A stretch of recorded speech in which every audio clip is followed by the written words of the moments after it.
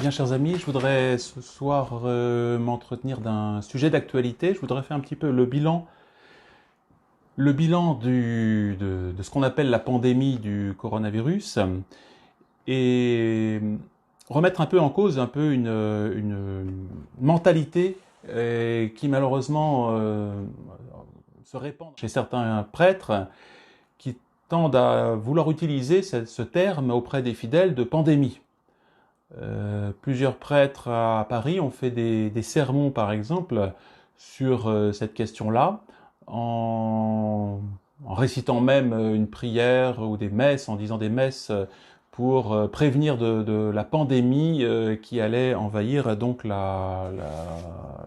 monde entier. Pandémie, justement, ça veut dire une épidémie qui a un caractère mondial. Mais aussi, pandémie, c'est un petit peu l'aspect quantitatif, c'est-à-dire que ça évoque une maladie extrêmement mortelle avec des centaines de milliers de morts dans un seul pays. Or, on en est bien loin du compte. On peut peut-être penser que ces confrères ou ces prêtres ont été pris de court, sur le coup, ont été un peu manipulés par les médias et se sont laissés entraîner à la peur. Mais désormais, maintenant que nous arrivons à la fin nous sommes de cette épidémie saisonnière, que nous arrivons au terme de cette histoire, eh bien, nous avons les chiffres sous le nez. Et donc, nous n'avons pas le droit d'entretenir cette psychose auprès des fidèles, et pour en plus leur laisser, les obliger à mettre le masque ou à se laver les mains en entrant dans l'église et faire toutes ces simagrées qui n'ont aucun sens dans le contexte actuel. Donc voilà, il faut avoir un langage vrai auprès des fidèles et dire les choses telles qu'elles sont. L'épidémie, de toute façon, est finie et on n'a pas à obéir à des directives qui n'ont plus lieu d'être. Et on n'a pas non plus à parler de pandémies gravissimes comme la peste noire du Moyen-Âge. Quelques chiffres, par exemple, qui commencent donc à sortir. En France, donc, annuellement, il y a à peu près 600 000 morts tous les ans. Bon. Du 1er janvier au 30 avril, par exemple du 30 avril en 2018, sur ces 3 mois, presque 4, il y a eu 244 000 morts, donc en 2018. Bon. Et en 2020, combien y a-t-il eu de morts? On pourrait dire, il y a eu ça a explosé. Eh bien, pas du tout, il y a eu moins de morts. Hein. Donc du 1er janvier jusqu'au 30 avril, c'est-à-dire pratiquement au sommet de l'épidémie, eh bien, il y avait 242 507 morts officiellement. Sachant qu'en plus, les chiffres de personnes atteintes par le Covid ont été gonflés dans les EHPAD, tous ceux qui mouraient étaient assimilés morts Covid. On le sait bien maintenant. Donc, il y a eu moins de morts en 2020, cette année, donc, tout compris qu'en 2018. Voilà. Donc, parler d'épidémie, de pandémie, de faire des messes pour terroriser les gens n'a aucun sens numérique, au moins sur le plan des chiffres. Alors, non pas que cette maladie saisonnière soit bénigne, évidemment, pour certaines personnes, elle est grave, on le sait bien, mais de là à bloquer et à paralyser et à changer le comportement des gens et à les faire rentrer dans des peurs complètement irrationnelles, vous voyez, n'est pas digne d'un clergé. Le clergé est là pour rassurer les fidèles, pour dire la vérité aux fidèles.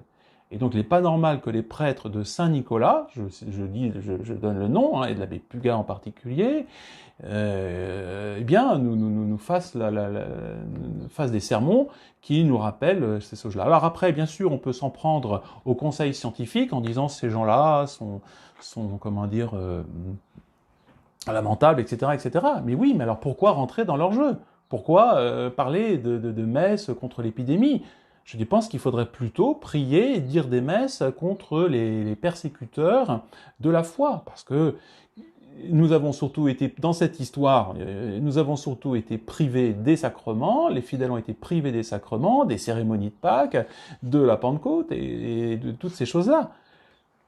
Et donc, voilà le résultat, malheureusement, de ceux qui se sont laissés entraîner à cette peur. Alors, voilà ce que dit Hannah Arendt, hein, justement, et qui peut-être doit s'appliquer à tout le monde, et bien sûr, surtout au clergé. Ce qui précipite, dit-elle, si facilement les hommes vers les mouvements totalitaires et les prépare si bien à une domination de ce type, c'est la désolation partout croissante. La désolation, alors quand on parle de désolation spirituelle, les gens sont complètement désolés. Eh bien, le rôle d'un chef, a priori le rôle d'un prêtre ou d'un évêque, c'est de dire « mais ne vous inquiétez pas, on est loin de ce qu'on est en train de vous annoncer. On vous raconte des bobards. Hein » Voilà. Alors, il y a eu quelques présidents de la République, Bolsonaro au Brésil, qui a bien sûr un peu dit les choses. Je ne croyais pas à cette comédie. Hein, et bien sûr, il a été la moquerie de tous les mondialistes. Voilà. Donc, un autre chiffre intéressant, la durée du temps du coronavirus, il y a eu 28 millions de morts. 28 millions de morts. Et combien représente le fameux virus en question, coroné? Eh bien, 600 000, simplement. En même temps, il y a eu 28 millions de morts dans le monde entier. Donc 600 000 du coronavirus et 28 millions de toutes les autres maladies, cancers, accidents, etc. En même temps. Donc voilà, il faut remettre les choses à leur place.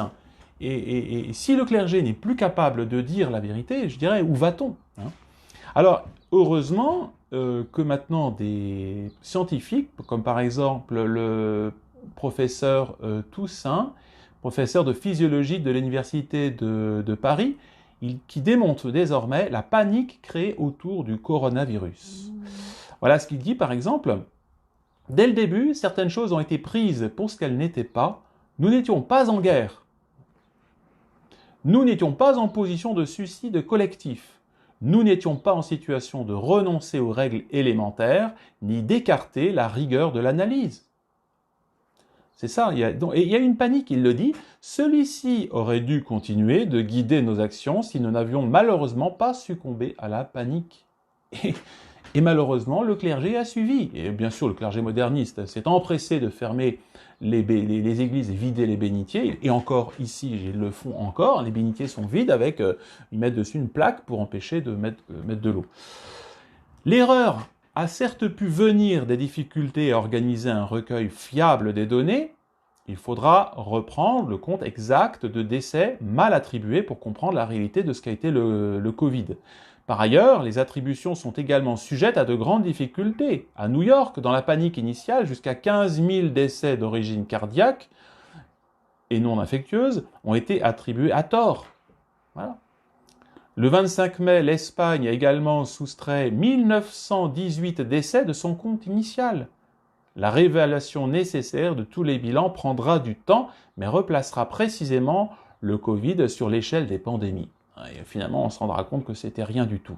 Elle pourrait montrer a posteriori le prix de la peur dans nos décisions. Et ça, c'est grave, parce qu'on verra les conséquences économiques, sociales, familiales, scolaires de cette histoire. Toutes ces écoles fermées, tous ces parents dépressifs parce qu'ils ne peuvent plus gérer des enfants, où ça explose, la violence familiale. Donc cette ordonnance principale, le confinement total des populations, a été guidée par des estimations qui furent proposées le 12 mars aux représentants de notre République. Dans ce travail, beaucoup de choses étaient cependant erronées. Les modélisations se sont fourvoyées, les projections se sont trompées. Se sont-elles vraiment trompées? On peut penser que tout ça a été malheureusement une manipulation. Et les études actuellement publiées, parce qu'on voit bien, il y a encore répètent les mêmes erreurs. Des modèles naïfs et dépassés, des algorithmes instables, des prédications inutiles, tant l'écart entre les options était grand. Voilà. Une réponse inadaptée peut entraîner le décès d'un individu. À l'échelle d'une société, elle peut en provoquer l'effondrement et barrer l'avenir de nos enfants. Confierez-vous maintenant à des gens qui ont peur comme ça? Iriez-vous, je dirais, vous mettre sous l'autorité de ces modernistes ou de ce clergé qui distille cette peur à tout le monde? De très nombreuses mesures ne sont pas en rapport avec le risque.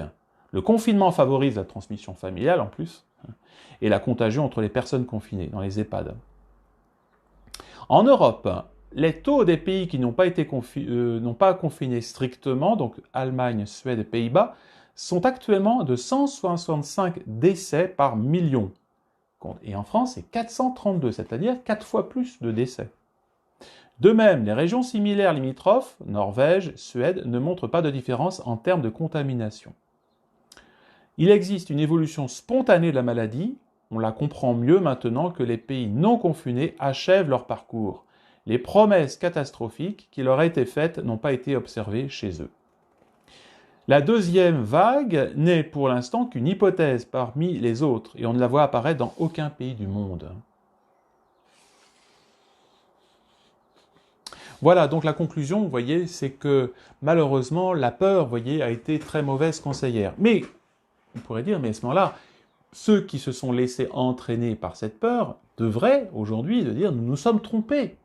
Nous ne voulons pas rentrer dans cette comédie de la pandémie, ne plus utiliser le terme de pandémie même, tout simplement. De parler tout simplement du confinement. Oui, on a été confinés de façon totalitaire pendant plusieurs semaines, c'est tout. Voilà.